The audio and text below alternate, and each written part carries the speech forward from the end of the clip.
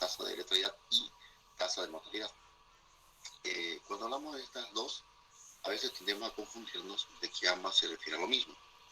En términos de la persona que vamos a tomar en cuenta, podría ser lo mismo. Por ejemplo, la tasa de mortalidad justamente mide personas que fallecen. La tasa de letalidad también mide personas que fallecen. Sin embargo, la tasa de letalidad, que estamos mostrando en pantalla, habla de cantidad de personas que fallecen, pero debido a una enfermedad en particular. Es decir, está aquí, me mide para cada enfermedad una tasa de letalidad específica. Sin embargo, la tasa de mortalidad, si la dejamos así, o si especificamos como tasa bruta de mortalidad, esa me mide el total de fallecidos que tenemos debido a diversas causas en una población.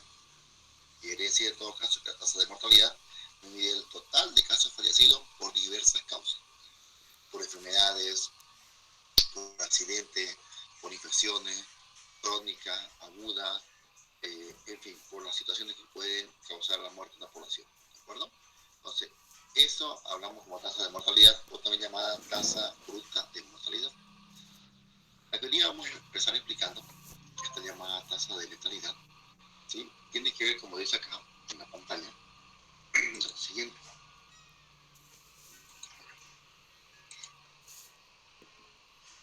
Veamos esto. Mire, aquí dice, por ejemplo, tasa de letalidad. ¿Y qué es lo que mide? Me mide en porcentaje, ¿sí? Este valor es porcentual. Y bien dice acá, es el número de muertes por una enfermedad. Vale decir, cuántos se mueren debido a una enfermedad. Esa es la diferencia que tenemos con la tasa bruta de mortalidad. ¿De acuerdo? Esa es la diferencia. Ahora, como aquí estamos hablando del número de muertes y hablamos de una enfermedad, pues debemos compararla con el número de personas que están enfermas de esa enfermedad. Entonces será comparado con el número de casos confirmados o número de casos diagnosticados que tengamos a la fecha. Y en base a esto, en todo caso, si la cantidad me sale cada vez valores más altos, más alto y más alto, me estaría mostrando la gravedad que tiene esa enfermedad.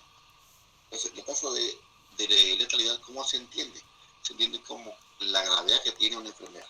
Así se entendería la tasa de letalidad. ¿De acuerdo? Entonces, hay tasa de letalidad para coronavirus, tasa de letalidad de tuberculosis, tasa de letalidad de raya canina, de malaria, de paludismo, gonorrea, en fin, la que nosotros queramos medir. ¿De acuerdo? Claro, que en este caso siempre se hace referencia a aquellas que son de tipo infecto contagioso, ¿no? Porque son las que se diseminan con mayor rapidez y las que tienen justamente mayor capacidad de propagación. Luego puede ser la tasa de letalidad de diabetes, por ejemplo, de una enfermedad crónica, ¿sí? Pero también, mientras más alta sea esta tasa, la enfermedad reviste mayor gravedad o peligrosidad, porque termina en muerte. Y mientras más baja sea, obviamente ese valor, también en todo caso estamos hablando que esa enfermedad no es peligrosa, o que se está mejorando el sistema de control. Por otro lado, esta tasa no es un valor fijo en el tiempo. Esta tasa puede variar. Va a cambiar en función a, uno, si la enfermedad es, por ejemplo, contagiosa, va a depender mucho si esa enfermedad tenemos capacidad de poderla atender con un sistema público de salud. Si la atención comienza a llegar a las personas afectadas, entonces muy difícilmente esa persona afectada termina en fallecimiento. Por lo tanto, la cantidad de muertes por enfermedad puede disminuir y de esa manera la tasa de letalidad también va a disminuir. Por lo tanto, me estaría mostrando que con el sistema de intervención que yo tengo, por lo menos es eficiente, comienza a disminuir la tasa de letalidad. Por otro lado, miren ustedes, nuestra información que tenemos, cuando el sistema colapsa, ¿sí? Entonces es posible que la tasa de letalidad incremente, debido a que mucha gente no está siendo parte del sistema de salud o parte de ella no está siendo atendida. Al no ser atendida tiene mayor riesgo de complicaciones. Eso terminaría en probables muertes. Esas probables muertes van a alimentar a esta tasa de letalidad si hablamos de una enfermedad en particular, ¿sí? Veamos algo que tengan adelante. Esta tabla, por ejemplo, ¿sí? Es un valor referencial numérico en la cual, por ejemplo, habla la tasa de letalidad en el tiempo, o por años, ¿sí? Eh, respecto justamente a enfermedad renal crónica o insuficiencia renal crónica, ¿sí? Que tenga un tratamiento que termine en una hemodiálisis. Vamos a hacer cuestiones de ejemplo, recuerden esto por favor, miren, tasa de letalidad, que es el número de muertes que tenemos, comparada con el número de casos confirmados. Y vamos acá, miren ustedes.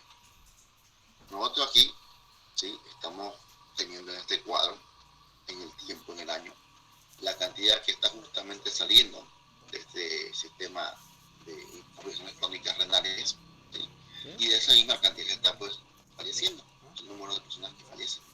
El seguro, bueno. Entonces nosotros lo vemos así, la tasa de letalidad, pongámoslo aquí arriba un rato, la tasa de letalidad era la cantidad de personas que fallecen, ¿sí? Aquí arriba. Aquí abajo colocábamos el número de personas que están confirmadas. Este valor multiplicamos por 100, ¿verdad?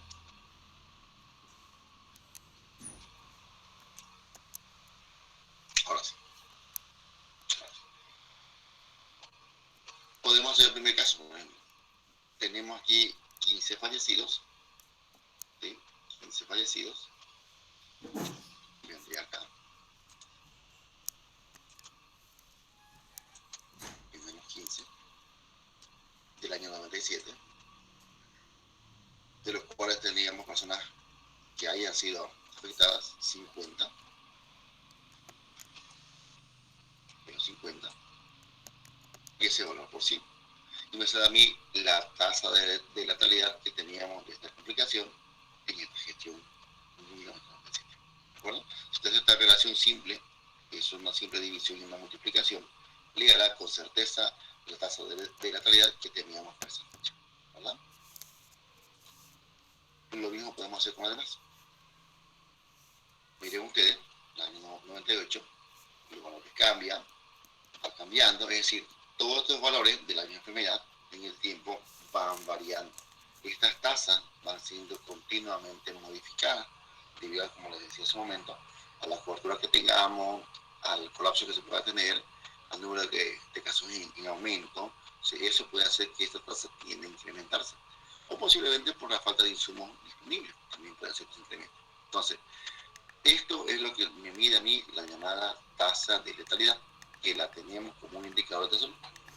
De hecho, ustedes recuerdan, en la primera, en este caso, la primera cantidad masiva de coronavirus, lo que le llaman ola muchas veces, ¿sí? Pero la tasa de letalidad en el país rondaba entre el 8 al 12%. Ustedes han tenido que escuchar o si en las noticias ese tipo de información. Ahora, ¿cuánto creen que es la tasa de letalidad a la fecha para el país de coronavirus? ¿Alguien tiene datos? Cuando inició en el país la primera ola, hablamos del año 2020, el mes de febrero, ¿sí? Y comenzó a incrementarse, la tasa abordaba del 8 al 12% de letalidad.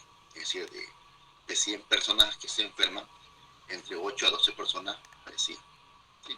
Recordamos ustedes que también había personas que inclusive en la calle estaban fallecidas porque colapsó tanto el sistema de salud que también colapsó el sistema funerario. O sea, no había espacio, capacidad para que los sistemas funerarios también tiendan a ir, recogerlo y justamente poderlos cremar o enterrar. Entonces, eso nos mostró de que esta cantidad de personas afectadas fue tan alta que obviamente la capacidad de respuesta no fue la más indicada y mucha gente terminó falleciendo y por el riesgo de contagio muchas personas no se acercaban ni a moverlo ni a alzarlo y muchos familiares, inclusive familiares de la persona afectada o ya fallecida, tampoco se acercaban por el riesgo de que sean también contagiados, ¿sí? Entonces eso nos mostró en su momento que esta enfermedad en su momento nos causó muchos problemas. Lo sigue haciendo todavía, pero la tasa de letalidad a la fecha no es la misma, no es la misma. ¿Alguien sabe el dato de cuánta tasa de letalidad a la fecha actual? ¿Vieron las noticias o no?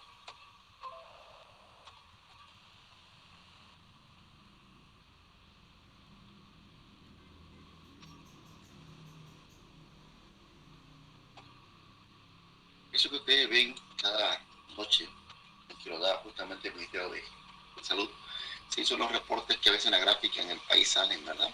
Y le va a salir en el país la cantidad de casos por departamento, por ciudad, y de la tasa de letalidad respectiva ahí. Y la última que tenemos, por ejemplo, para el 1 de julio, justamente usted ve en la página web del Ministerio de Salud que se bajó ese dato. Miren ustedes, le voy a leer esto. Y me dicen ustedes cuánto es la tasa de letalidad. Escúchenla. Nos dice que a nivel país, tenemos un total de casos confirmados al 1 de julio, o sea, para ayer, de 441.286 casos. ¿Sí?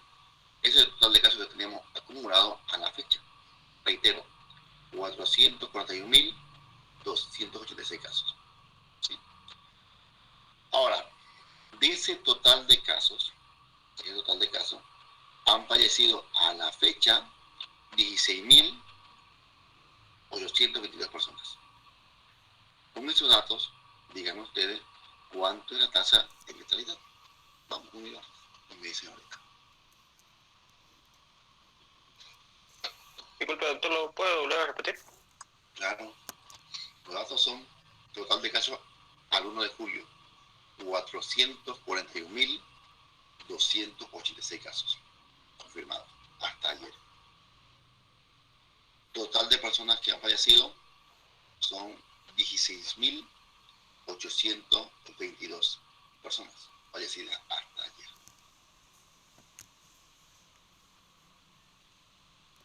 ¿Cuánto de fallecidos? 16.822 personas. Perdón.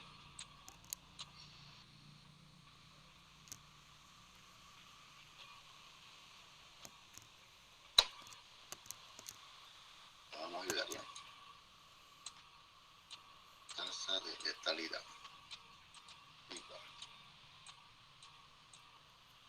Vamos.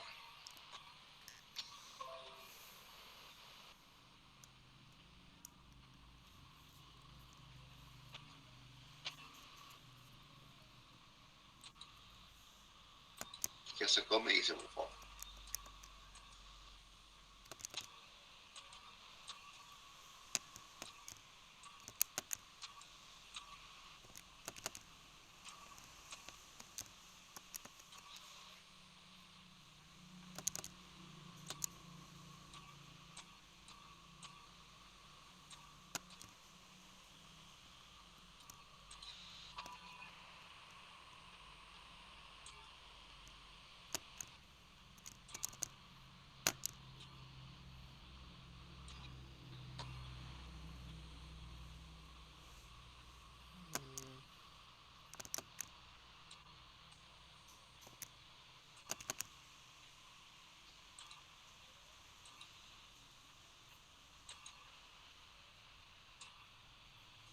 Bueno, ¿cuánto va a salir?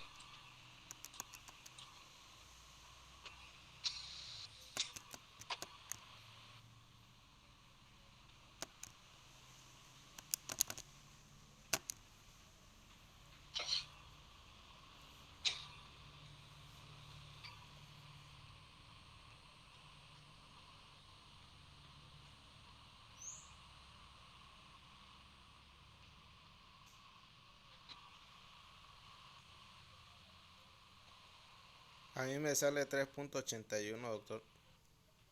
A ver, 3. También 3.81. Sí, a ver. Vamos a tratar. Si a 2 personas le sale ese valor, debe ser 3.81. Entendamos que es este valor. Lo explico ahora. ¿Sí? Ya. Como esto está en porcentaje, miren la ecuación que tenemos acá. ¿Sí? Sería 4. Sí, podría ser 4, ¿no? Pero, como les decía, en caso de incidencia y prevalencia de la clase anterior, aquí, por ejemplo, en las tasas se maneja con decimales. Cuando hacemos números absolutos es 3 o es 4, pero cuando hacemos de tasas, cualquiera sea la tasa, incidencia, prevalencia, mortalidad, letalidad, de recuperación, cualquiera, se maneja decimal, porque miren ustedes son números de personas absolutas, sí, pero en un cálculo de división y multiplicación sin decimal.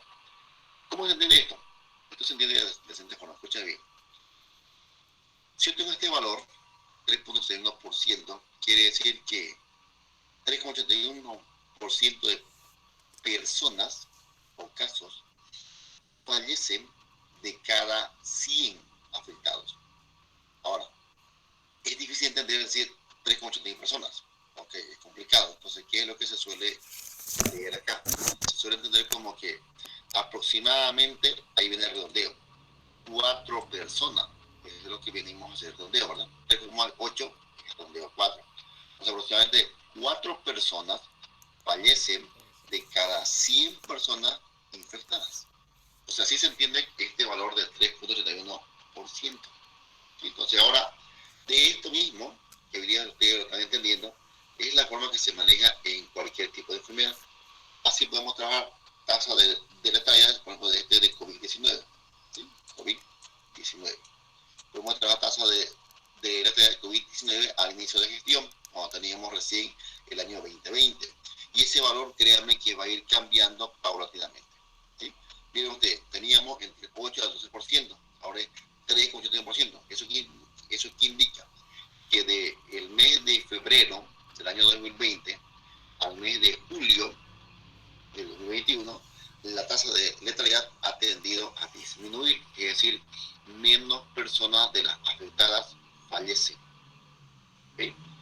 Lo mismo podemos sacar, pero lo haremos después cuando terminemos este tema, la tasa de incidencia de coronavirus. ¿Cómo será la tasa de incidencia?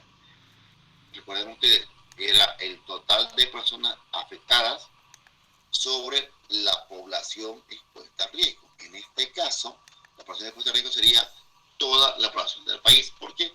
Porque afecta a ambos sexos y a cualquier grupo etario. Entonces, lo que aquí tenemos que saber es cuántos casos nuevos tenemos que se han encontrado, o sea, cuántos tenemos en un día. Y eso lo comparamos con el total de población del país. Y ahí tendremos la tasa de incidencia de esta enfermedad. Y eso lo sacamos por día o por semana, como se quiera reportar. ¿De acuerdo?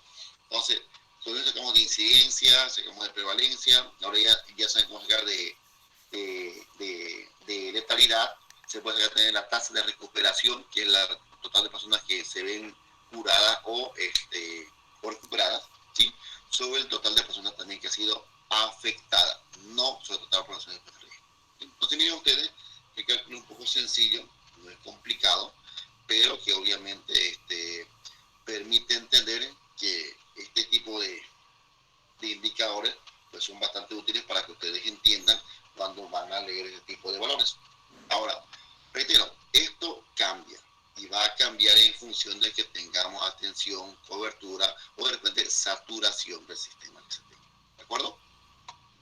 Sencillo, ¿verdad? ¿Dudas de algo de esto?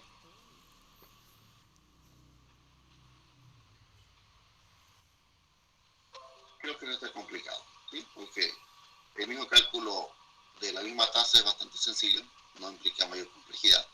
¿Sí? A ver, veamos el siguiente. Esto, por favor, quiero que me atienda muy bien. Si no hay dudas, pues vamos a lo acá. Cuando nosotros hacemos una relación entre incidencia, entre prevalencia, entre tasa de recuperación y tasa de mortalidad, ¿sí? Todas en una sola, miren ustedes. Vamos a la siguiente explicación. Escuchen bien. Primero, todo esto de acá representa la cantidad total de casos que encontremos. Aquí podemos nosotros identificarnos de cualquier caso. Puede ser una TB, ¿sí? Puede ser una TB, puede ser un COVID-19, puede ser, si ustedes quieren, ¿qué les digo? Un sífilis, una ETA, ¿sí? Una ETS, aquí está. Cualquiera que se nos quiera ese momento identificar, ¿de acuerdo? Cualquiera. Entonces, este valor me va a ser útil en cualquier caso. Y veamos lo siguiente. Primero, ¿qué era la prevalencia? Es esto que dice acá. Es el total de casos que tenemos en ese momento. El total de casos que tenemos en ese momento implica los antiguos que tenía más los nuevos que yo encontré. Entonces, ese total de casos que yo encontré, nuevos y antiguos, hace mi prevalencia. esa prevalencia era variable también y se movía, ¿verdad? Una situación que hacía mover o una situación que hacía variar era la incidencia. Una, no eran todas. Recuerden ustedes que había casos de inmigración de casos, inmigración de personas sanas, duración de la enfermedad, la capacidad de recuperación. ¿Sí? Lo vimos la semana anterior, o la clase anterior, todos los factores que hacían que esta tasa de referencia o bien suba o bien baje. Vamos ahora a hacer mención a una de ellas, nada más, a la incidencia. ¿Qué era la incidencia? Esto era la cantidad de casos nuevos que se encuentran, o la cantidad de casos nuevos que se pueden identificar. ¿Sí? Entonces, esta cantidad de casos nuevos que se identifican, le llamamos incidencia.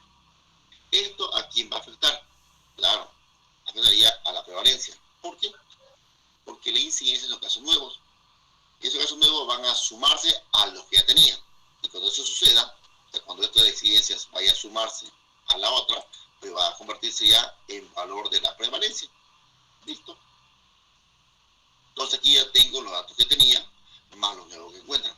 Y como estoy aumentándolo, la tasa de prevalencia tiende a incrementar, a subir o a aumentar. ¿Sí? Un factor, uno de ellos. Pero aquí también tenemos lo siguiente. Puede que estas personas que se enfermen, ¿sí? O bien se recuperan, o bien se mueren, dependiendo de la complejidad que tengamos o la gravedad que tenga esa enfermedad. ¿Sí? Entonces, porque si no hubiera ni recuperado ni muerte, la tasa de prevalencia tendría todo el tiempo que incrementarse, porque ni se muere ni se mejora. En ambos casos, la prevalencia y la incidencia mide a personas enfermas pero vivas, las dos. Pero estas dos de acá mide a personas que están enfermas, pero que están vivas. ¿Sí? Pongo así para que no se me confundan las otras 200. Sin embargo, la tasa de mortalidad ya no mide personas enfermas, ya se murió. Listo. Entonces, los recuperados, por tasa de recuperación, ya no mide personas enfermas, mide personas sanas, recuperadas, no enfermas. Ya una vez que se recuperó, ya no es prevalencia, ya vendría a aumentar a la tasa de recuperación. Entonces, al disminuir un enfermo más, pues la prevalencia tiende a disminuir. Entonces esto funciona así, es como un flujo que viene en este esquema continuo, que hace que aumente, hace que disminuya. Cuando la cantidad de personas fallecidas comienza a aumentar, ¿sí? Esta mortalidad comienza a subir, entonces la tasa de prevalencia comienza a disminuir. ¿Por qué? Porque el número de personas enfermas disminuye porque se están muriendo.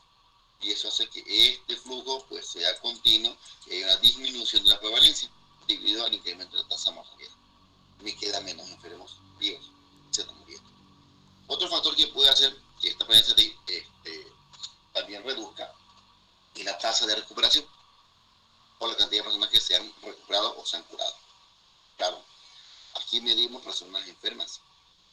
El recuperado ya no está enfermo, entonces ya no puede ser parte de la prevalencia. Y entonces, en todo caso, cuando el número de personas que se recuperan o se curan comienza a incrementar, más gente se recupera, más gente se va sanando, la cantidad de prevalencia también tiende a afectarse, pero tiende a afectarse de otra forma que disminuye, porque quedan menos personas vivas enfermas, porque ahora están vivos pero sanos, ya no enfermos. ¿Sí? Si ustedes miran así, de forma rápida, este tipo de tasas tienen entre ellas correlación y entre ellas se van a ver mutuamente afectadas. ¿Sí? Ya lo vimos ahorita, cómo afecta la incidencia a la prevalencia, y esta prevalencia cómo se ve vinculada con la tasa de recuperación y también con la tasa de mortalidad. ¿Sí? Sencillo, ¿verdad? Espero que sí. Este otro esquema es algo semejante. ¿Sí? Este otro esquema es muy semejante y muestra lo mismo.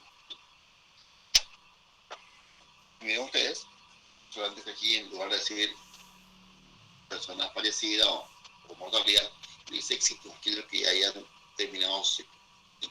Lo mismo, un esquema muy didáctico, en la cual se observa, por ejemplo, que esta parte del tanque de agua que almacena y el total que se acumula, que viene a ser en este caso de la prevalencia. Y esta cantidad de tanque acumulada pues se incrementar cuando hay un aumento temporal.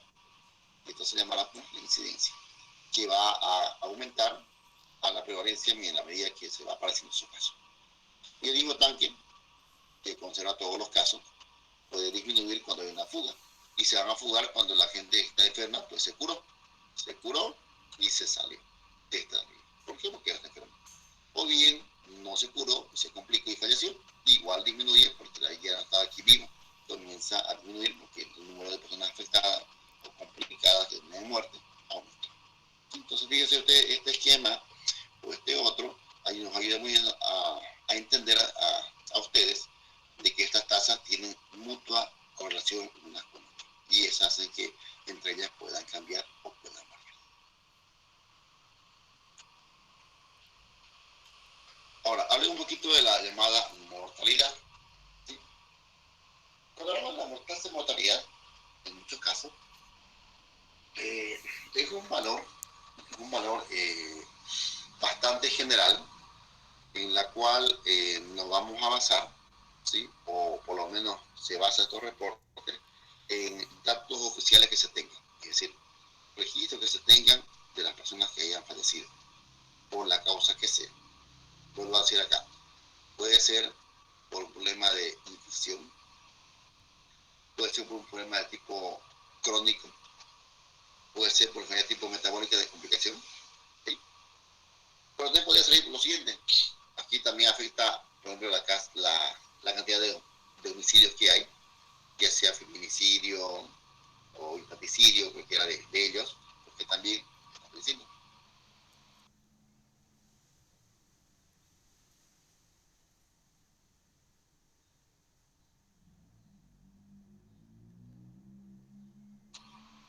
Entonces, esa cantidad de personas que fallecen, ya sea por, como decía ahorita, por infanticidio, feminicidio y algunas otras que pueden ser vinculadas de tipo legal, pues también van a verse afectadas porque van a haber casos de muerte masiva. Entonces aquí se sumaría aquellos problemas de tipo de accidente vial, motociclista afectado, golpe de vehículo, o sea, accidentes de tránsito en general. Lo mismo aquí se va a ver afectada también los problemas de tipo infeccioso, los que estamos viendo en su momento, infecciones respiratorias, por canes infectados, por roedores, en fin, aquí sumamos a todas. Entonces, ¿cómo vamos a saber la gente de que murió? Bueno, tengamos un dato que nos reporte. Pero aquí es muy específico, ¿por qué? En poblaciones de tipo rural, en comunidades de tipo rural, a veces las personas fallecen, no tienen un certificado médico forense, no hay esa capacidad para llevarlo porque ya está fallecido y a veces es un distante que no le dejan. Entonces este reporte no lo tenemos y la causa de muerte pues mucho menos. Entonces este valor de la tasa de mortalidad o la tasa bruta de la mortalidad se basa sobre todo en aquellos reportes que nosotros tengamos, ¿sí? Y una parte de ella pues no se reporta. ¿Por qué? Porque no va y alguna gente ya sabe que si va con una persona fallecida hay que hacer ciertos gastos administrativos que a veces la gente tiene que cubrirlo, no lo hace, ¿sí? Y otras veces pues el certificado médico de defunción es dudoso, hay que de las personas o las familias cuando dudan de la causa de la muerte pues piden una necropsia y pues vuelven a hacer una investigación para saber la causa de la muerte en caso que exista duda. No sé si estaba por una cuestión accidental en el informe certificado de defunción y las personas no creen que fue eso, pues vuelven a investigar para que se sepa la causa real. Entonces, este tipo de reporte no siempre es específico, si bien es cierto, me mide la cantidad total de personas que fallecen, pero se presta justamente a esto, a que ese valor está registrado de datos oficiales, de aquellos que se han hecho registrar y de aquellos que obviamente se tenga conocimiento documentado. Los que no, obviamente, pues no se reportan porque no tenemos informe de ellos. Entonces eso es que lo hace un poco limitativa esa posibilidad. ¿De acuerdo?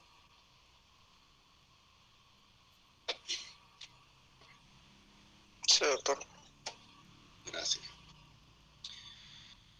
También a veces entender esto causa un poquito de sesgo.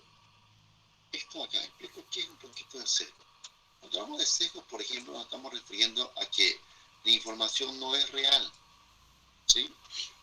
Entonces existe un sesgo en este tipo de situaciones. ¿Por qué? Como les decía en un momento, no existen forenses en todos los lugares, ¿sí? Hay una cefalía y inclusive esto es muy común cuando la persona que fallece tiene muchos hijos o tiene muchos bienes, ¿sí? O tiene más de una familia. Entonces, por cuestiones de herencia, cuestiones económicas, por situaciones de que tenga cierto grado de participación en los bienes que se reparten, entonces esto se presta un litigio muy feo. Entonces, de ahí que la causa de la muerte, a veces, si no es muy clara, pues va a cambiar. Y más aún si todavía fue un accidente. Y eso lo vemos a diario, señores, en la noticia. Ustedes van a ser parte de ellos, parte están como estudiantes, pero hace parte de ellos porque a veces aparece en el río y no fue ahogado, sino que fue ahí mismo botado, pero por otras causas previas que haya aparecido. Entonces ahí viene justamente la llamada toxicología forense, ¿sí? Que es un área en la cual ayuda mucho a entender las probables causas de muerte, sea por sumersión, por intoxicación, por estrangulamiento, por asfixia. Entonces se hace mucho justamente esa pericia para poder descifrar si la muerte que se encontró fue de tipo accidental, porque fue un tema de que se cayó al río y se ahogó, pero de repente fue en otro lugar y obviamente hay un responsable porque hay una persona que la provocó. Entonces esa situación se presta mucho a un tema de tipo jurídico legal, ¿sí? Pero eso ¿en qué afecta acá? De que ese certificado forense o ese certificado de defunción es probable que pueda cambiar, ¿de acuerdo? Y eso produciría un sesgo un poco en cuanto a los datos que nosotros podríamos reportar, lo que tengamos ahorita. Por otro lado, también se puede tener datos incompletos, ¿sí? No siempre tenemos la información completa de las personas, y peor si de repente la persona que fallece jamás ha habido un familiar y lo reclama, pues no vamos a tener datos completos de dónde es, quién es, y eso es muy común. No por nada a veces en la morgue que se tiene, justamente aquellas personas que no lo reclama nadie, pasa un tiempo, no hay quien, entonces justamente son los que lo dan a la universidad con fines de tipo académico, para que de ahí puedan hacer sus estudios de histología, ¿sí? ¿Por qué? Porque son personas que han fallecido, pero no se tiene más datos sobre ellos, ¿sí? No hay parentesco, edad aproximada, no se tiene su origen, porque tenemos datos incompletos porque eso se da muchas veces. Y eso a veces ocurre porque hay mucha gente indigente que se fallece y nadie lo reclama porque, pues, claro, no se vincula con la familia y no tenemos datos completos de ellos, ¿sí? Y por otro lado también porque no siempre tenemos una cobertura completa. La cobertura completa implicaría que tengamos la capacidad de que las personas accedan a los centros y cuando hay una complicación, pues saber la causa de la muerte. Entonces, el no tener cobertura, el no tener seguro, limita también que se pueda tener esta información completa o real. Y todas esas situaciones a veces provocan un sesgo también y sumado a un sesgo de diagnóstico. Ella recuerda que cuando comienzan a tratar a un paciente, tiene un diagnóstico presuntivo. Ese diagnóstico presuntivo es lo que ustedes suponen por la clínica que le manifiesta previo a las pruebas complementarias, sea de laboratorio, sangre, cultivo, imagen, que les permita confirmar o descartar lo que ustedes estaban sospechando. Entonces, ese sesgo también se puede dar, depende de la pericia que tenga también el médico que está atendiendo, ¿sí? Si es un médico que recién terminó la carrera y por cuestiones accidentales o de emergencia le tocó ya hacerse cargo, entonces tendrá muchas dudas seguramente y tendrá un diagnóstico seguramente con dudas. ¿Por qué? Porque le falta experiencia, le falta conocimiento o seguridad. Entonces puede haber un diagnóstico errado. Entonces eso también provocaría una situación errada en cuanto al reporte de total.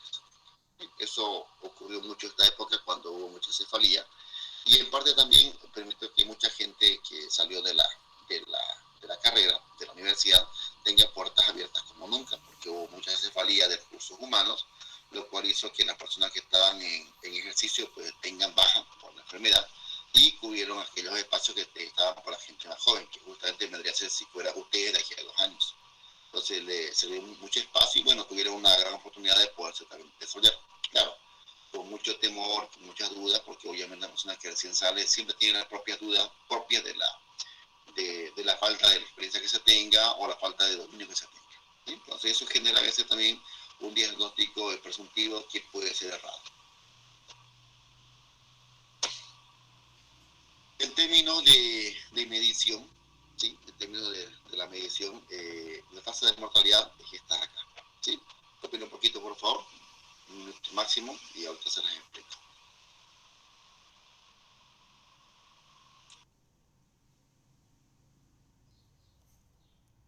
Esta tasa. Como ya les expliqué la parte introductiva, esta tasa de mortalidad, o también llamada como tasa bruta de mortalidad, no mide la cantidad total de personas que fallecen. ¿De acuerdo? El total de personas que fallecen, pues es el total que tenemos ya sea en una comunidad, en una ciudad, en un país, un departamento. Entonces, cualquier tasa, jóvenes, si recuerdan ustedes al inicio, nos pedía unas condiciones. Debemos especificar lugar y tiempo, es decir, de dónde es y de qué año. Entonces, siempre cuando hablamos de alguna tasa, cualquiera de las que ya estamos viendo con ustedes, hay que especificar esa tasa de dónde es y de qué periodo de tiempo es. ¿De acuerdo? Entonces, no se puede decir tasa bruta de mortalidad sin especificar lugar y tiempo, porque no serviría de mucho. Miren ustedes ahorita, en esto acá. Por ejemplo, estas tasas de letalidad, si yo solamente reporto esto o leo solamente esto y no voy a saber de dónde es o de qué periodo de tiempo es, pues no me dice mucho. Entonces siempre se dedica el tiempo a la cual se está midiendo. Y esa tasa, miren usted, de la misma complicación, ¿sí? Pues es una enfermedad crónica, pues esas tasas son variables. ¿Bien? Entonces siempre se mide una tasa, o se lee una tasa, cualquiera que sea, especificando lugar. La tasa bruta de mortalidad tiene que ver con el número de defunciones o número de muertes en un periodo de tiempo determinado. Puede ser semestral, mensual o anual, como se quiera reportar. Si es semestral, pues se suma la cantidad de casos que se tuvo en 6 meses. Si es anual, en los 12 meses. Si es mensual, en los 30 días. O sea, uno especifica lo que está reportando, lo que está leyendo. ¿Comparada con quién? Como el total de personas fallecidas contra el total de población que se tenga. Mire, aquí no dice población expuesta a riesgo. ¿Por qué no dice eso? Fíjense un poquito y ya se lo explico. ¿Por qué aquí no dice, si dice total de personas fallecidas por cualquier causa? Es más, aquí me dice, puede ser considerada, no importa si es menor, mayor, adulto, no. Vemos el total de personas fallecidas. Miren usted aquí, número de personas que fallecen. Okay. ¿Por qué no pongo aquí en la población en Costa Rica, como poner incidencia o prevalencia? ¿Por qué el total de población? Piensa un poquito, 30 segundos y ahorita se lo explico.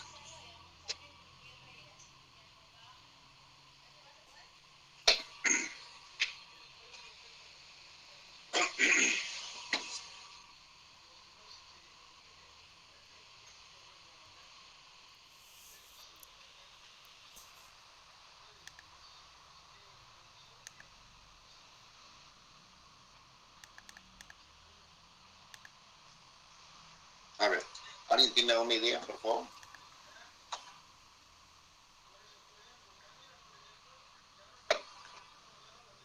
Porque aquí, estoy ahorita marcando, porque acá no pondría yo población expuesta al riesgo. Porque estamos midiendo cuántas personas han fallecido en total de toda la población por una enfermedad. ¿Y a qué hace referencia población expuesta al riesgo? Disculpe, ¿qué dijo, doctor? ¿Y a qué hacía referencia a la población expuesta al riesgo? Que están en contacto con esa persona. No, específicamente no. Algo más hay que lo hace diferente. ¿Cuándo llamamos? Son las personas expuestas a una enfermedad. Ya expuestas a una enfermedad. ¿Cómo se entiende eso, Juliana, o alguien más, por favor? Vamos mejor. Que tienen algunos síntomas, puede ser que pueden determinar una enfermedad. Síntomas, nos estamos alejando. ¿Podría ser la persona con enfermedad de base? No estamos alejando. ¿Personas que tienen enfermedad de base? No necesariamente. La persona con enfermedades de base. O sea, si tiene enfermedad de base tiene complicaciones, pero no necesariamente. O sea, ¿cuándo llamamos expuesta a riesgo? Juliana dijo algo muy próximo, pero falta falta algo de especificar que lo hace porque llamamos población expuesta a riesgo. No tiene que ver con que tenga enfermedad de base. No con eso. Personas que están en contacto con las que están enfermas. Sí, pero puede estar en contacto, pero a ti no te afecta nada.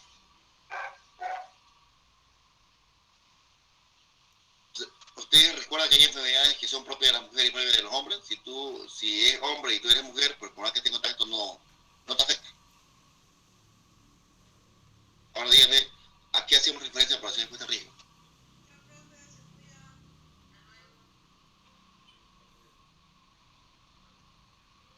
Es más que todo, doctor, es esa población en el cual ese grupo o esa persona es más susceptible de poderse enfermar que otra. Esa es la frase indicada. Es aquel grupo de personas que se puede enfermar o ser susceptible de esa enfermedad.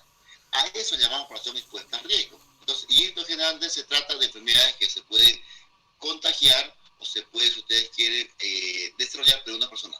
Si esa persona es capaz de poder desarrollar esa enfermedad, si infecciosa o no, le llamamos población expuesta a riesgo. En cambio, acá no pongo eso porque aquí yo no estoy hablando de solamente enfermedades de tipo que se pueden desarrollar. Aquí, inclusive, miren ustedes, aquí habla hasta accidentes de tránsito. Y eso no es una enfermedad. Entonces, aquí, a la hora de tasa bruta de mortalidad, sería un grave error poner población expuesta a riesgo. Porque si digo de enfermedad de tránsito, ¿cuál es la enfermedad quién es la población expuesta a riesgo en tránsito? No tendría una certeza. ¿Me entienden? Entonces, por eso es que aquí, en la tasa bruta de mortalidad, no pondría jamás población expuesta a riesgo. Porque no estamos hablando de una enfermedad en particular. Entonces, aquí no hay personas que podrían desarrollarla. Aquí hablamos del total de pacientes que vive en ese momento. Ahora, se entendió en todo caso el concepto importante de saber qué es población expuesta a riesgo, para no confundirlo. Entonces, miren ustedes que a veces unas cuantas palabritas pueden cambiar totalmente el concepto entero. Pero este es sencillo, chicos. Este es sencillo. Miren ustedes, vuelvo a explicar. Nosotros hablamos de poblaciones expuestas a riesgo, como bien entre todos hicieron el esfuerzo por explicarlo. Trata sobre todo de que tengamos que tener claro de que son personas que podrían adquirir o desarrollar esa enfermedad. No tiene que ir con enfermedad de base, no tiene que ir con eso necesariamente, no necesariamente. Eso complica, pero no necesariamente eso hace que se expuesta a un riesgo. Recuerden ustedes que había poblaciones que eran grupos etarios que solamente eran adultos y no niños, asisten todo el tiempo con ellos, o viceversa, solamente niños y adultos, solamente en mujeres y en hombres no, o al revés, en hombres sí, mujeres no. Entonces tenemos una cantidad diversa. A eso se llama población expuesta a riesgo, cuando ese grupo de personas podría tener o desarrollar esa enfermedad. ¿De acuerdo? En cambio, tasa bruta de mortalidad, no hablamos necesariamente de enfermedades, hablamos de enfermedad, más situaciones de homicidio, más situaciones de tránsito, es decir, el total de situaciones que hace que fallezca una persona en una población. Ese sumativo total de personas que fallecen me daría la tasa bruta de mortalidad. Entonces aquí jamás hablaré de expuesta a un riesgo, porque aquí se suman los casos de enfermedades, los casos accidentales, los casos provocados por homicidio, asesinato, en fin, todas ellas que puedan producir que las personas en una comunidad fallezcan. Entonces aquí comparamos con el total de población que tenemos en ese momento. ¿Está bien? ¿Dudas de estos jóvenes, por favor? ¿Clarísimo? Clarísimo. Ahora, con más razón, creo que es mucho más claro. Esta tasa con esta no es la misma. ¿Alguien no entiende la diferencia entre tasa de letalidad y tasa bruta de mortalidad? ¿Alguien le quedó la confusión todavía? Esto que estoy mostrando en pantalla no es lo mismo. No es lo mismo que esto. Escala de mortalidad. Totalmente diferente. Fíjense ustedes, el mismo concepto cambia por completo. Entonces, vemos aquí, tasa de mortalidad o tasa bruta de mortalidad no es lo mismo, es diferente de tasa de letalidad. Totalmente diferente. Ahora sí entienden la diferencia cuando inicié la clase de hoy día, decía, tasa de letalidad, alguna gente confunde con tasa de mortalidad. ¿Por qué? Porque en ambos casos medimos muerte, sí, pero miren ustedes que esa tasa de bruta de mortalidad mide muerte, pero totales de una población. En cambio esta acá mide muertes, pero vinculadas a una enfermedad en particular, ¿sí? Y por ende, en esta que estoy mostrando en pantalla, de letalidad, si es una sola enfermedad, pues comparamos con la cantidad de personas que están confirmadas con esa enfermedad, porque estamos viendo la gravedad de la enfermedad. En cambio acá, estamos la totalidad de personas que fallecen. En todo caso, de todas las causas. Y son todas las causas, pues comparamos con toda la gente que vive ahí o el total de población. ¿Sí? La otra, la tasa de letalidad es en porcentaje. Miren ustedes acá, aquí es en porcentaje. No ven. Es 10 a la n. Y explicamos ampliamente en la clase anterior que era 10 a la n. Aquí puede ser por 1000, 10.000, 100.000 o 1.000.000, ¿verdad? Dependiendo si n era 3, 4, 5 o 6. Si alguien de esta parte no entendió, me dice en este momento. Pero ya lo explicamos ampliamente, pero si tiene dudas, pues me dice. Este 10 a la n era variable. Podría ser un momento por 1000, por 10.000, por 100.000 o por 1.000.000. ¿De qué dependía?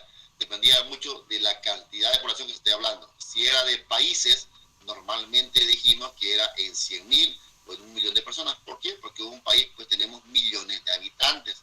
Si era una población tipo departamento o ciudad o municipio, pues se puede hablar de 1.000 o 100.000, dependiendo del tamaño de la población que tengamos. Pero se debe especificar aquí en cuánto tendría que medir. En 1.000 habitantes, pues multiplicaría por 1.000. En 100.000 habitantes, multiplicaría por 100.000. En 1.000.000 de habitantes, multiplicaría aquí por 1.000.000. ¿Sí? Entonces, este 10 a la n es cambiable.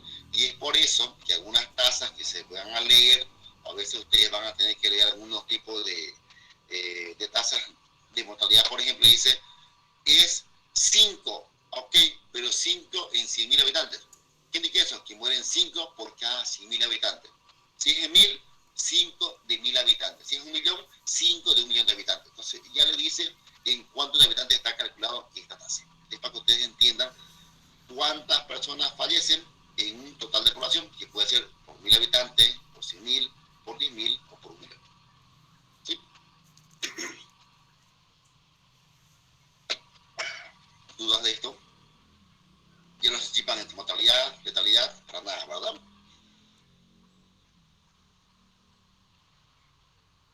Bueno, nomás por cuestiones obvias, ¿sí? Lo que está en la pantalla también. Aquí no tomamos en cuenta si es raza, ¿qué le digo? Bueno, en términos de la raza casi no se usa, bueno, se dice etnias. Grupo étnico originario, ayoreo, si es, en fin, las llamadas poblaciones étnicas en el país, que la verdad yo no sé cuántas poblaciones étnicas hay, pero bueno, hay varios tipos, no me las sé toditas porque es muy diverso en el país, pero pienso que aquí da lo mismo si de repente de un país es de otro, es extranjero, boliviano, no importa. Aquí, si está en una comunidad, o está en un país, o está en un municipio, forma parte de esa población. Entonces aquí no discrimina si es extranjero, boliviano o de donde venga. Mientras viva en ese lugar, es parte de esa población. Lo mismo, no discrimina si es mujer o hombre, para nada, es parte de esa población. Si es niño, adulto o es anciano, es parte de la población. O sea, aquí se engloba al total de población, no importa la diferencia que tengan entre ellos. Por eso le llamamos tasa de mortalidad, o también llamada tasa bruta de mortalidad. De esta puede haber unas variantes, y vamos a explicarlas ahora.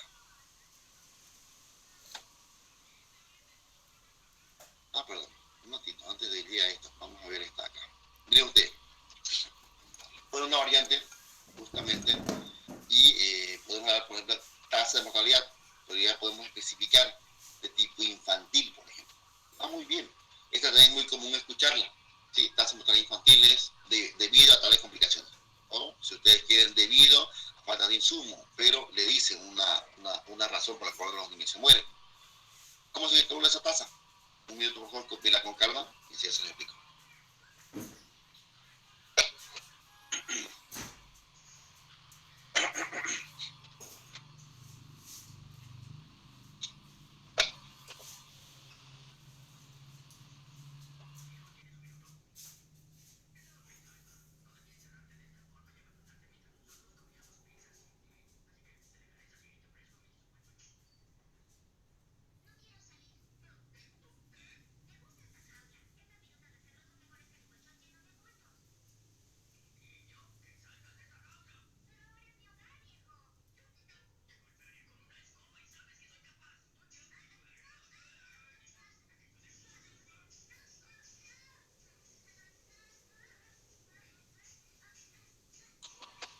Ok, expliquemos esto.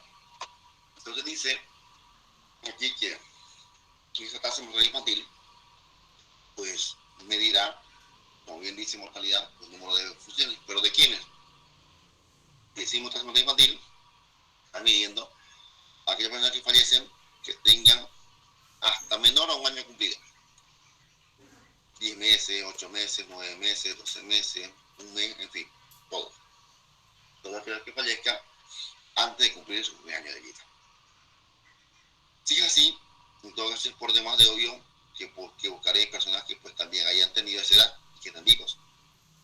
Entonces ahí se mide contra el total de personas que han nacido en ese año. Miren eso, ¿por qué ocupamos este valor? Porque el único dato que nosotros tenemos creíble es cuántas personas o cuántas mujeres pues han dado a luz en este mes, esta semana, y total sumándolo en este año. Todos los que han nacido este año, pues obviamente tienen máximo 12 meses. Si nació el 1 de enero, ¿sí? Al 1 de diciembre tendrá recién un año. Si nació el 2 de febrero, pues al 31 de diciembre tendrá 11 meses. Si nació en septiembre, octubre, de noviembre, pues a final de año tendrá un mes, 2 meses, 3 meses. Pero máximo tendrá un año. Entonces por eso es que ponemos aquí el total de nacimientos que hubo en ese año. Entonces ahí vamos a hacer cuántas personas pues tienen todavía menos de un año. Y de eso, pues cuando fallezcan, se toman los datos, si tiene 5 meses, 6 meses, y formaría parte de mi tasa de mortalidad infantil. Ahora, ¿esto para qué es importante? Esa tasa, por ejemplo, ayuda mucho para poder justamente mejorar el sistema de salud, o por lo menos para alarmar que si mucha gente infantil está muriendo, normalmente los indicadores de la OMS dicen que cuando las personas fallecen por enfermedades contagiosas, el país justamente se encuentra en la etapa de subdesarrollo, o cuando las personas gestantes o los niños menores de un año fallecen, indica que tenemos una gran acefalía, una gran falencia de cobertura de salud. Entonces, este tipo de tasa llama mucho la atención. ¿Por qué? Porque le quitamos años de vida útil a un país. Los niños justamente, en este caso, se constituirían como personas potenciables de sustituir a las personas que tenemos en un país. Es decir, es la población, si usted quiere llamar a cuidarla. Muchas veces, a veces implícita, de forma involuntaria, entre un adulto y un niño, inclusive hasta la parte legal, por ejemplo, es una sanción es mucho más dura cuando hay una lesión a un menor de edad que a un adulto. Mucho más dura. ¿Por qué? Porque estás quitando años de vida útil a esa persona. Se está quitando, si ustedes quieren, la esperanza de vida que tiene todavía, de ser algo en la vida. Por eso es que se cuida mucho de la persona infantil. Y además, vieron ustedes que en términos de salud, a la OMS, las prioridades están justamente a nivel infantil, porque es las personas que van a ir lentamente sustituyendo a los que estamos adultos, como ustedes y yo en este momento. Entonces, ahí que viene, por ejemplo, la importancia de tener un indicador solamente de cómo está la persona infantil. Y una de ellas, justamente, es la tasa de mortalidad infantil, como hoy día lo están viendo ahora. Ya saben ahora qué parámetros tomen en cuenta. Tomen en cuenta en todo caso. ¿Saben cuántas personas fallecieron antes de cumplir su año? Hasta ahí no es muy complicado. ¿Sí? Lo que se tome en cuenta aquí, quiero que esto observen por favor, es esto acá. ¿Sí? Comparamos con esto. Lo acabo de explicar ahorita. De 12 meses en el año, máximo pues el que nació el primer día del año, al final de la gestión tendrá pues 12 veces cumplido, cabalitos. Y eso sería mi valor a tomar en cuenta. Ahora, aquí por 1000, ¿sí? Puede ser un poco diferente. Depende de qué. Dependiendo si la tasa de natalidad es muy alta. ¿Sí? Entonces, la tasa de natalidad se toma en cuenta tomando como parámetro de referencia cuántas personas ustedes han fallecido justamente por familia. Cuántas, si ustedes quieren, cuántos miembros en el hogar tenemos que quieren en grupos familiares. Eso puede aumentar cuando de repente en un país pues comienza a incrementarse demasiado y hay 2, 3, 4 hijos. Los países altamente poblados y hasta hace mucho justamente China era uno de ellos, solamente tenía que tener máximo una familia, un hijo, ¿verdad? Por el tema de densidad poblacional. Ahora lo han liberado y lo han abierto hasta 2. ¿Por qué? Porque eso sí es que haya muy poca gente joven y la gente adulta se estaba estancando. Entonces, económicamente para un país es un problema, porque la población adulta o anciana ¿sí? Ya no genera actividad. Entonces, había muchos ancianos y pocos jóvenes. Entonces, era poco viable hacer esa sostenibilidad. Miren ustedes, sin querer queriendo, como dice el chavo, nos estamos metiendo un poquito en manejo económico. Pero es bueno que lo sepamos por qué. Porque cuando, por ejemplo, viene el tema de las jubilaciones, ¿sí? Las jubilaciones están en función de lo que la gente activamente aportó, pero eso solo alimenta a la gente activa que tenemos a la fecha. Es decir, lo que ahorita ustedes y yo aportamos a la AFP, cuando ustedes tengan un sueldo, ¿sí? Hay un aporte a la AFP. Eso les sirve de apalancamiento para las personas que ahorita lo están cobrando. O sea, que lo que yo cobre cuando me jubile, y ustedes también en un momento, ¿sí? Es lo que usted aportó, ¿sí? Pero sirve también de apalancamiento que cuando usted esté cobrando, ya usted sea un jubilado, pues esté trabajando y esté aportando. Pero si la cantidad que cobran personas es demasiado alto y los que aportan son muy pocos, o sea, eso no es sostenible. Eso es lo que pasó en los países altamente poblados. Incluso la China ya no limitó a un solo hijo por familia. Ahora le dio un poco más de margen para que justamente puedan tener esa capacidad de poder sostenerse. ¿De acuerdo? En el caso nuestro, bueno, nuestra población latina y de nuestro país no tiene mucho ese problema. Nuestra población es altamente joven. No por nada, digamos, tiene una población joven que es mucho más alta. ¿Y donde nos dimos cuenta en eso? Porque ustedes sean mucho más académicos. Cuando hablamos del tema de la vacunación por COVID, por grupos etarios, comenzó con la población más adulta, o sea, una de las más vulnerables. Comenzó la población de 60 años, pero después se dio cuenta que no, hay población de 70 años también, 70 años para arriba, fue el primer grupo etario, ¿verdad? Después vino de 60 años para arriba, el segundo grupo etario, y así fueron bajando de 10 en 10. Pero al llegar de 18 hasta los 40, es el grueso de la población nuestra. Entonces, cuando llegó de mayores de 40 años, ya tocaba que la gente se pueda vacunar. Claro, el número de personas a vacunar ya no era en miles, era en millones de personas. ¿Sí? Entonces, ya cuando dijo de 30 a 40 años, bueno, pues ya me tocaba hasta a mí. ¿Sí? Porque cuando era de 40 para arriba, pues ya no me tocaba. Entonces, y ahí vamos que mucha gente, por ejemplo, puede decir de 30 a 40, pues es un grueso muy grande de la población. Y quiere decir de 20 a 30, que los están ustedes poniendo en la mayoría. Entonces, el grueso de la población, ¿cuánto es? De 20 a 40 años. Todavía es una población joven en nuestro país. O sea, el número de personas ancianas es menor que el número de personas jóvenes que están todavía activas económicamente hablando. Entonces, y mucho más todavía la población que está aún en crecimiento, como son las que tenemos ahorita en pantalla, la llamada población infantil. ¿Sí? Entonces, eso se cuida mucho para que, en términos de esperanza de vida útil, o en términos de proyección, tiene más proyección un niño que un adulto. Un adulto ya vivió su vida, un niño está recién empezando a vivir. De ahí la importancia de cuidar este tipo de indicador y saber por lo menos a nivel país, o a nivel municipal, o de poblaciones, pues cómo nos encontramos. ¿Sí? Entonces, este es un indicador, hasta que de forma casi indirecta, que nos permite medir cómo está el sistema de salud, cómo está respondiendo esta población que es muy, muy, muy vulnerable. Muy vulnerable. ¿Sí? Bueno, ya explicamos la importancia del cálculo matemático, es muy sencillo, ya lo vimos ahorita, pero ahora voy a mostrarle esto con la siguiente, para que vean un poquito de la diferencia. Miren, esta tasa de mortalidad infantil. Vamos a mostrar ahorita la tasa de mortalidad materna. Tiene mucho que ver con esto. Vamos a ver la siguiente. Miren esto. Por favor, escríbanla un minuto máximo y les explico otra vez. Vamos. Haciendo eso.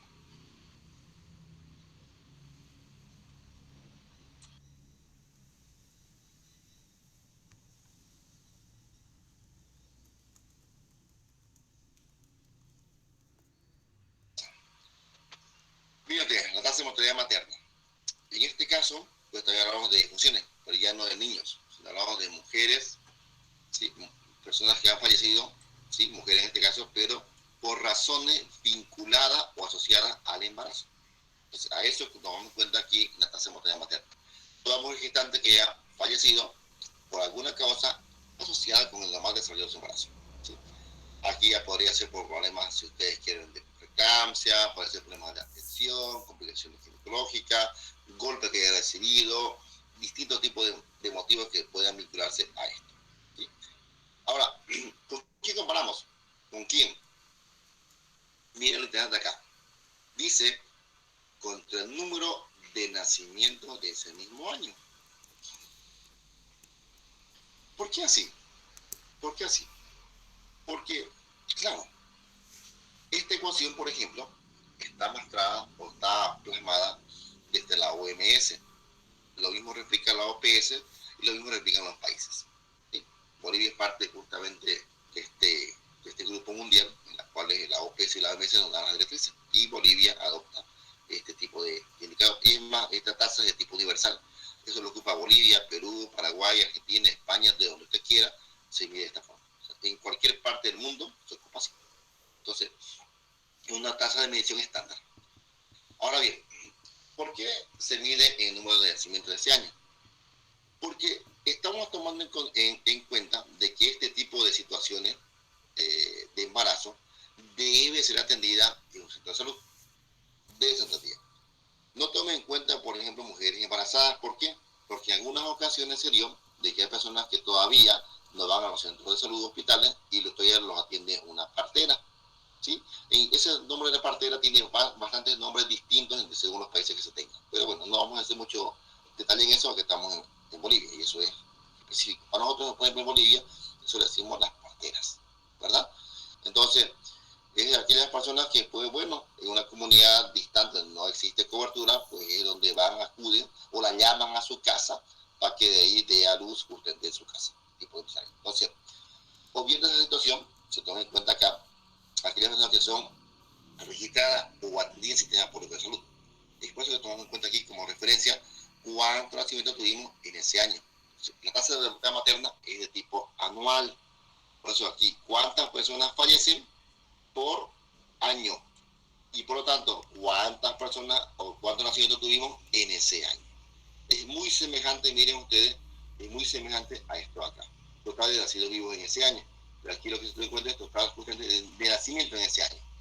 El niño puede haber nacido vivo o no. Lo que estamos ahora tomando en cuenta quién es a la mujer, es a la madre. Entonces, este total de nacimientos de ese año que se tenga, le sirve como patrón de referencia de saber cuántas mujeres estuvieron, pues, obviamente embarazadas. Y si ellas están vivas, pues aquí no forman parte de este valor. Si están vivas, aquí el número es muy pequeño. Y si es muy pequeño, la tasa de mortalidad materna, pues es muy reducido. Si en algún momento alguien falleció en esa situación, pues comienza a aumentar 1, 2, 3, 4, 5. Números más grandes en el numerador, hace la tasa también sea un poco más grande. Es por eso que entonces esta tasa de mortalidad materna varía también en función a las complicaciones que tengan estas personas mujeres vinculadas con su embarazo. ¿Sí? Entonces ahora ya entienden este valor de arriba, que no es muy complicado entender, pero sí el de aquí abajo, estoy ahorita marcándolo nuevamente. Entonces, eso es la razón por la cual se elige como patrón de referencia el total de nacimientos que se tenga en ese año, porque tenemos un registro y fue atendida en un sistema de salud público o privado, pero fue atendida y hay un registro. Ahora acá, el valor es de 10 a la n, es igual que en las demás tasas. Puede ser 1000, 10.000, 100.000, 1.000.000, porque aquí se mide por países también, dependiendo. Entonces 10 a la n es igual que las demás tasas que hemos visto hasta ahora, excepto la tasa de letalidad que viene en porcentaje, ¿verdad? Ahora sí, dudas, jóvenes, por favor.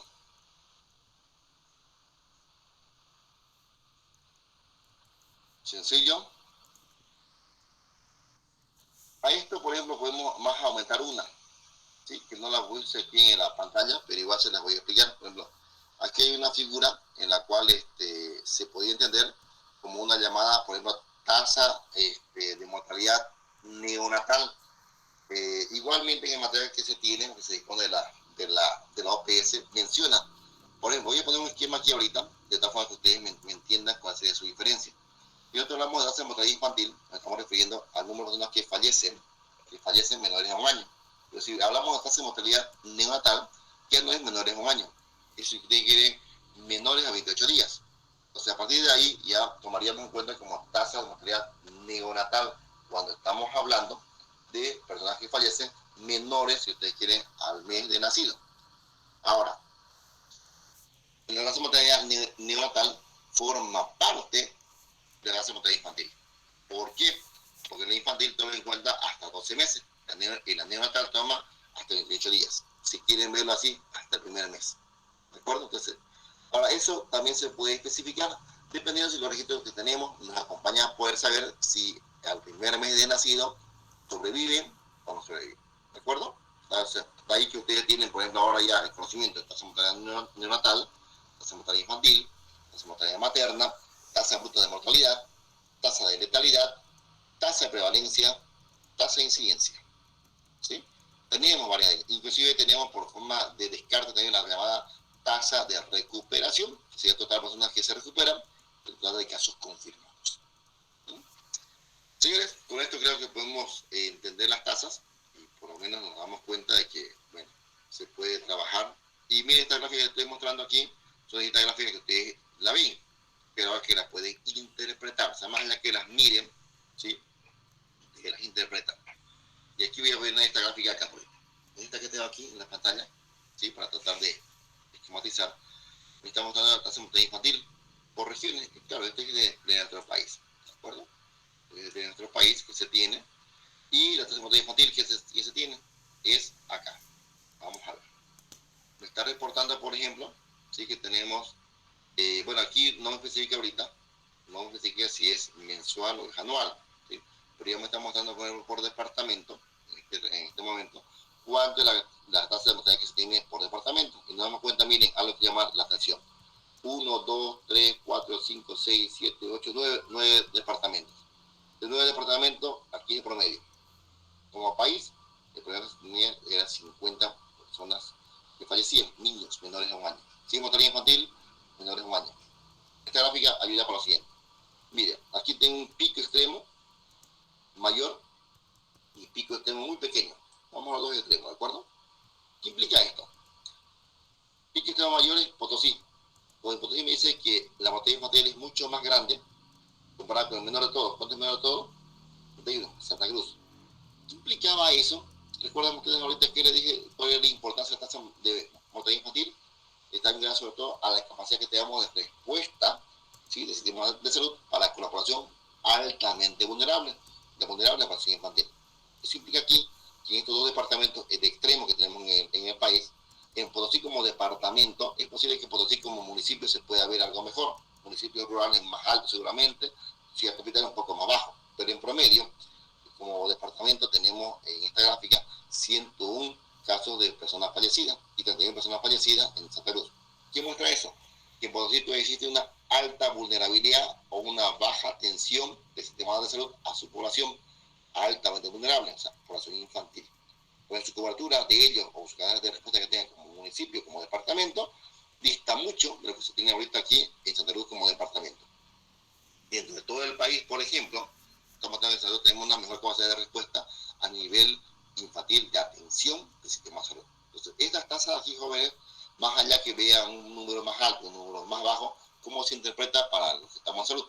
Se interpreta como la capacidad que tenemos nosotros de responder a esta población. Y si es infantil, la población infantil es altamente vulnerable. Entonces, nuestra capacidad de respuesta, pese a la que podamos criticarla, podemos cuestionarla, a nivel del país, todavía es una de las mejores que tenemos en el departamento, en forma de promedio, en forma promedial. ¿De acuerdo? Y lo mismo se puede usar como departamentos, como también por países. Vimos en la clase anterior, por ejemplo, que medíamos la incidencia y mortalidad, por ejemplo, también de varios países. O sea, se puede comparar por países. Y entonces, en forma resumida, jóvenes, para acá. Todas estas últimas clases, las dos últimas clases, por ejemplo, que nos hemos venido con tasas, permite recién comparar cómo estamos por región, por municipio, por países. No se puede comparar en números absolutos. Recuerden ustedes cuando iniciamos este tema, yo les decía, no me sirve de mucho, es decir, tengo 50 casos en Santa Cruz, tengo 50 casos en Pando, tengo 50 casos en Beni. O sea, no me sirve de mucho. ¿Por qué? Son números absolutos. ¿Por qué? Porque no estoy midiendo el impacto real que tiene sobre mi población, la que realmente tengo. Entonces, cuando nosotros medimos tasas, si ustedes ya hacen mi memoria ahorita, cada tasa, la que hemos terminado ya de mencionar, compara con algo. Y ese algo puede ser población expuesta a riesgo, total de población, o total de casos confirmados, ¿sí? O nacidos vivos que se tengan en ese momento. Entonces, comparamos el número absoluto que me aparece, lo comparamos con la población que realmente está siendo afectada. Y en base a ese tipo de comparación sacamos una tasa, que es la que hoy día estamos terminando de demostrar. Y esa tasa, como es un cálculo matemático estándar a nivel OPS y OMS, es el mismo cálculo que usa en cualquier departamento o en cualquier país. Y entonces podemos comparar cómo estamos como país, cómo estamos como departamento o cómo estamos como municipio. ¿Sí? Ok, bueno, con esto finalizamos la clase de hoy día. ¿Dudas de algo? Ninguna.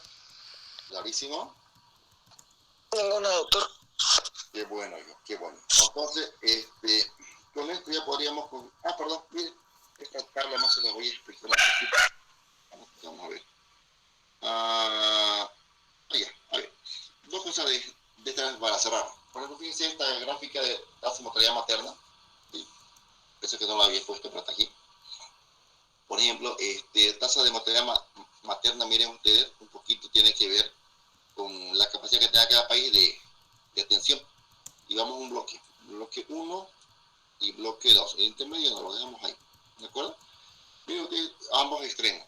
En los países que tienen un ingreso per cápita, ¿sí? Que se llama Producto Interno Bruto, por país, y el per cápita es cuánto tiene de dinero cada ciudadano de su país, pues bueno, tenemos los extremos, ¿sí?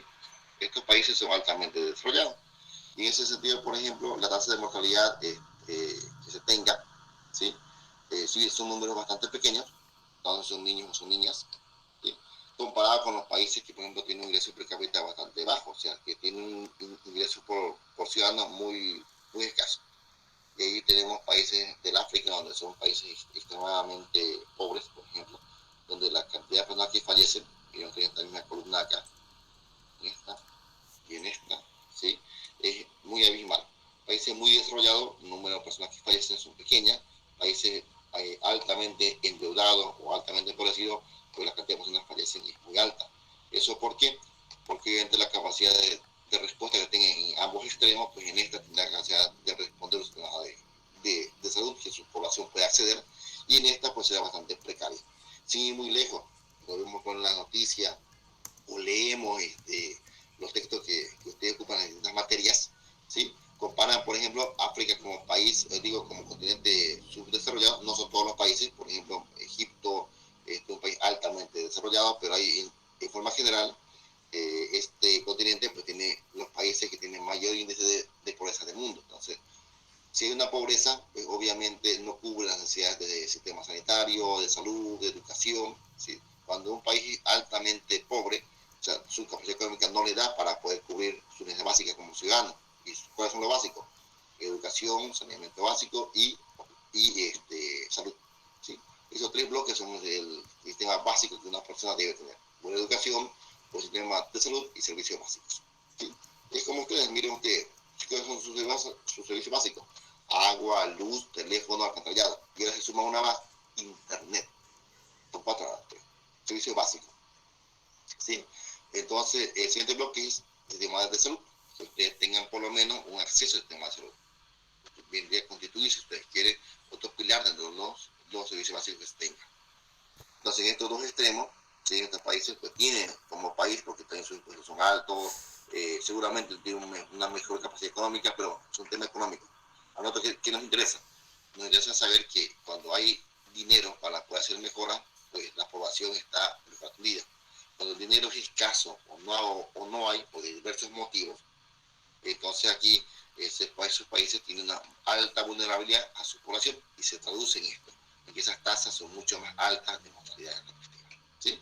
Entonces, y eso mismo de comparar cuando hacemos por países. Aquí podemos tener a Bolivia y comparamos cómo estamos a nivel sudamericano, a nivel latinoamericano, en fin, nos permite comparar cómo estamos con los demás países. ¿Sí? Y esta última gráfica que les voy a mostrar, por ejemplo, en términos de promedio, las 10 causas más comunes de muerte al año 2015. Esta gráfica, por ejemplo, es de autoría de la OMS, ¿sí? Si ustedes buscan en la OMS, esta gráfica la van a encontrar. Ahora, ¿qué nos dice esto? Nos dice, por ejemplo, cuáles son las principales causas de defunciones o de muerte que tengamos a nivel mundial al 2015. Ahora, esto, por ejemplo, tiene de la OMS por segmento. Se lo voy a poner como estamos segmento.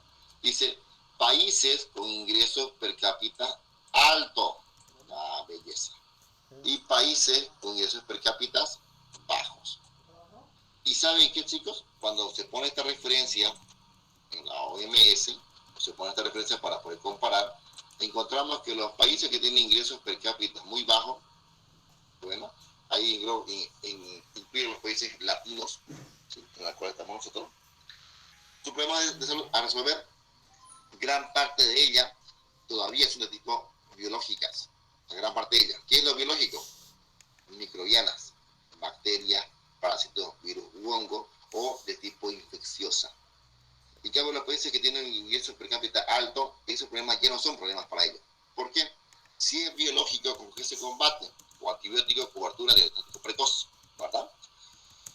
Recuerden ustedes en microbiología, gran parte del éxito de que dependía de un diagnóstico precoz y acceso a medicación oportuna, para que no haya complicaciones y las personas puedan obviamente combatir y recuperarse, gran parte de ellas. Entonces, estos países que tienen, como les mostré esta gráfica acá, mejor atención, la población se ve menos vulnerable. En las últimas que están aquí, pues se ve más vulnerable, inclusive más a procesos de tipo infeccioso. Recuerdo que estos países a veces no tienen sistema de agua potable todavía. Pues es su primera causa de infecciones para ellos. Gases intestinales, las llamadas ERAS. ¿Por qué? Porque todavía su sistema de salud básico de agua aún no complementa. Aquí todo tiene agua potable. Entonces ya de entrada el problema gástrico para ellos no es un problema. Será un problema así, esporádico, de tipo endémico, pero no en forma generalizada. Eso es lo que a veces muestra este tipo de importancia de ver la gráfica. Ahora, ¿por qué? Si ustedes se van a quedar en el país, en la ciudad de Montero, en el departamento de Santander, es bueno conocer las causas que tiene en mi región, en mi departamento, en mi municipio, de que se enferma más la gente. Porque obviamente será lo que más voy a atender cuando me toque ejercer una profesión, cuando me toque titularme. ¿Sí? Y en términos globales, les muestro estar aquí. Miren ustedes, enfermedades de tipo biológicas, ¿dónde las ubican? Veamos, esta es la primera, esta es la segunda, esta es la última, de las 10 primeras. La primera, no. Segunda, tampoco. Tercera, aquí va una.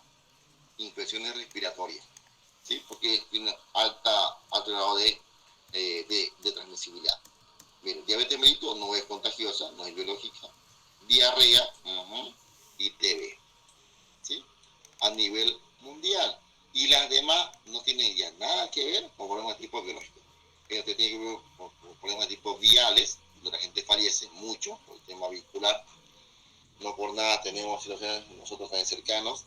La semana pasada tuve un problema, bueno, una situación preocupante de una compañera de ustedes, que ojalá anímicamente esté mucho mejor, ojalá que sí. Problemas de tipo neuronal, Alzheimer, problemas de enfermedades de la demencia, ¿sí? También.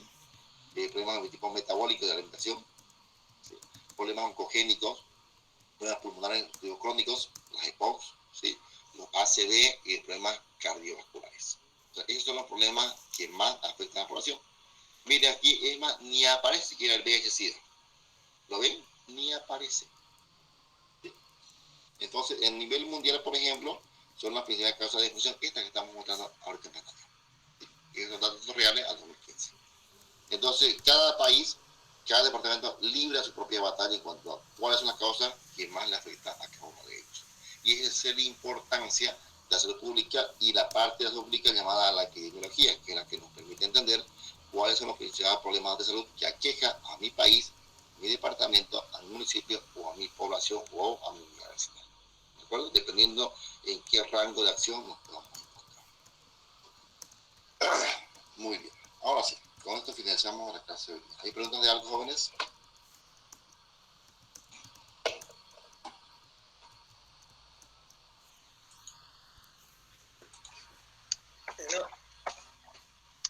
¿Hicimos? Bien. Repito, por favor, activen la asistencia, apellido paterno, materno y nombre.